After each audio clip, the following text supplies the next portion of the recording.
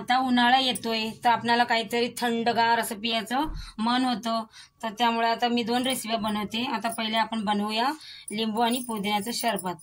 तर चला मग सुरुवात करूया। आता इथे मी 2 लिंबू घेतलेत, असे चिरून घेतलेत। आता आपण हे लिंबू असं रस काढून घ्यायचा। याच्यात सगळे लिंबू आपल्याला असेच पिळून घ्यायचे। इथे मी ज्यूस काढून घेतलाय लिंबूचा। आता आपण याच्यात साखर टाकूया। मी इथे 2 चम्मच साखर टाकते, 2 गिलास सरबत आहे म्हणून।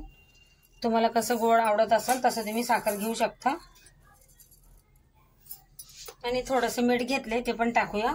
इथे जिरं घेतले मी भाजून, हाताने चांगलं क्रश करून घेतले, हे पण टाकूया याच्यात। आणि इथे मी पुदिना घेतलाय, स्वच्छ धुवून घेतलाय असा। आता हे पण टाकूया याच्यात।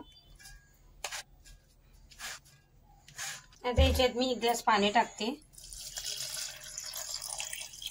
आता याला आपण पेस्ट बनवून घेऊया मिक्सर मध्ये। इथे अशी मी पेस्ट करून घेतली आहे। आता याला आपण चाळणीत गाळून घेऊया। मी 1 ग्लास पाणी टाकले याच्यात अगोदर, थंडगार पाणी टाकले। अजून थोडंसं मिक्सरच्या भांड्यात पाणी टाकते आणि असं भांडं आपण आता याच्यात करून घेऊ खांगाळून। हे सगळं असं काढून घेऊया, एक्स्ट्रा राहतं ते काढून टाकायचं। 1 ग्लास पाणी टाकले पहिले, आता परत 1 ग्लास टाकते। हे बघा, मस्त आपलं लिंबू आणि पुदिन्याचं सरबत आहे। आता याला आपण ग्लासात ओतून घेऊया। आता याच्यात बर्फ टाकूया।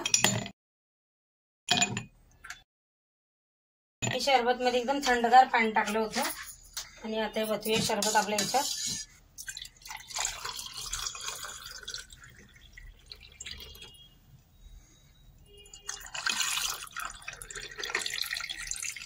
किती मस्त सरबत आहे।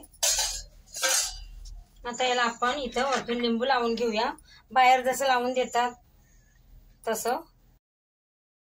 याच्यात आता आपण पुदिना टाकूया वरतून। हे बघा, तयार आहे आपलं लिंबू पुदिन्याचं सरबत। इथं मी 1 ग्लास पाणी घेतले, थंडगार पाणी घेतले रुअफजा सरबत बनवण्याकरता। आता याच्यात मी पिठी साखर टाकते।